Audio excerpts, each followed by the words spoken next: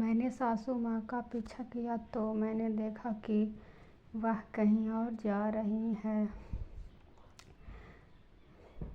वह एक कोने वाले रूम में गए हैं। वहाँ मैंने एक और आदमी को देखा। इस तरह मैं कोने से छुपा कर देख तो मैं आदमी मेरे पड़ोस का ही था और पता नहीं वह मेरे सासू माँ से कुछ चीज़ के बारे में पूछ रहा था।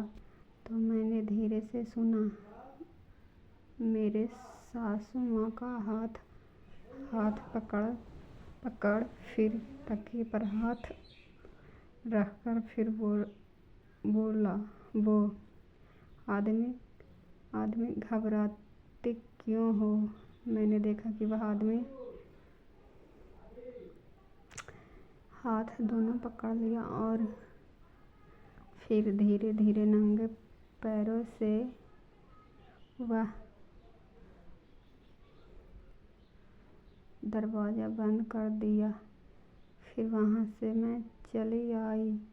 फिर बाद में सासू माँ ने घर में जब छत से नीचे आए तो मैंने पूछा, सासू माँ आप कहाँ थे? तो उसने जवाब दिया कि मैं कहीं भी रहूं उससे तुझे क्या मतलब। जब यह बात हमने अपने पति को बताया तो वह हम पर ही उल्टा गुस्सा आने लगे। बोला, यह सब तुम्हारा सोचगंदी के कारण है। तुम ऐसा वैसा कुछ मेरी माँ के बारे में नहीं सोचो। मेरी माँ बहुत अच्छी है। मैंने बहुत यकीन दिलाने की कोशिश की कि कुछ तो इन दोनों के बीच में है, लेकिन मेरे एक नहीं सुने। फिर मैंने एक दिन अपने पति को ले जाकर सासू माँ के रूम में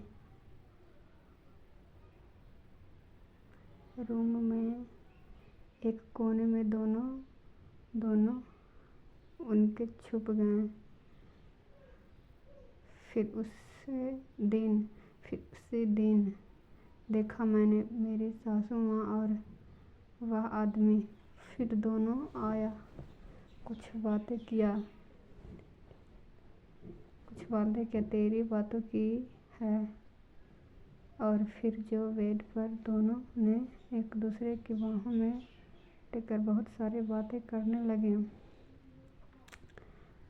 इससे मैं सब कुछ समझ गई और मैं आंखें मूंद ली। फिर कुछ देर बाद मुझे वह आदमी वहाँ से चला गया तो फिर सासू माँ भी चले गए। तो फिर हम दोनों बाहर चल आए और फिर मेरे पति को एहसास हो गया कि उनकी माँ को ऐसा नहीं करना चाहिए था। फिर वही आदमी मुझे मार्केट में दिखाई दिया तो वह मेरा पीछा करने लगा। फिर जब मैं उनसे पूछा कि क्यों आप मेरे पीछा कर रहे हो, तो वह बोला कि हम आपको जानते हैं, हमारा आपसे कुछ लेना देना नहीं है, लेकिन हम आपको एक बात कहना चाहते हैं। तो मैंने बोला कि मुझे हम तो आपसे बात करनी है। नहीं तो आपसे कोई मतलब रखती है।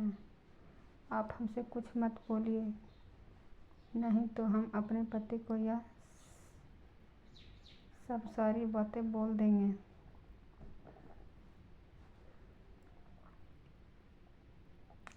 फिर उस आदमी ने बोला कि हम दोनों को जो बात होगा हम दोनों के बीच ही रहेगा,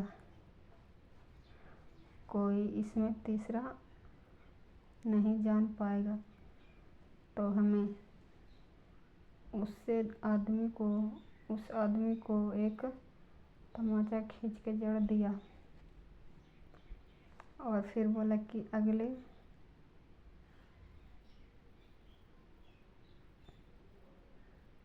दिन से हमारा कुछ पीछा किया तो और हमारे बारे में कुछ बोलने की कोशिश की तो इससे भी बुरा हाल करूँगी। फिर भी वह आदमी नहीं माना। फिर अगले दिन में मेरा पीछा किया, फिर मेरा हाथ पकड़ लिया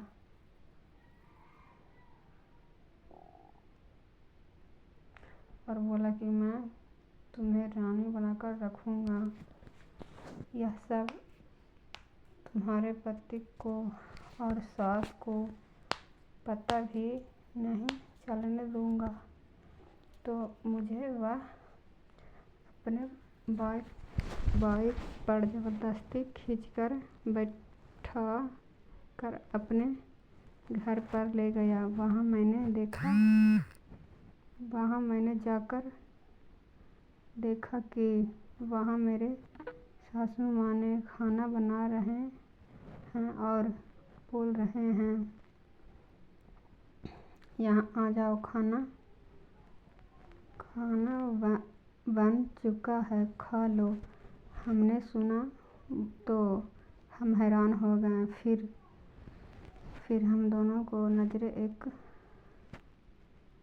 दूसरे पर पड़ी। फिर वो हमसे पूछने लगे कि तुम यहाँ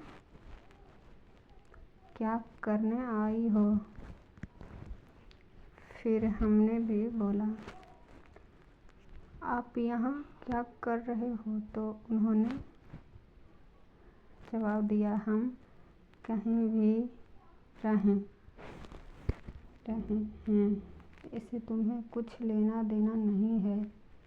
पहले यह तुम बताओ, नहीं बताएगी तो हम तुम्हारे पति को जाकर यह सारी बात सब बता देंगे। फिर आदमी हो वहीं पर था।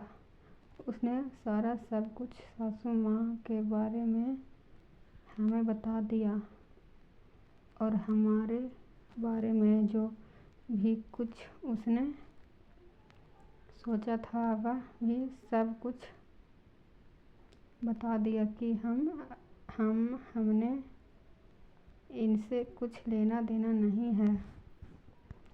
यह हमने यहाँ आपको दिखाने के लिए लाए थे। फिर मैं भी सब कुछ समझ गई और मैं कुछ भी नहीं बोली और वहाँ से मैं सीधे अपने घर चली आई।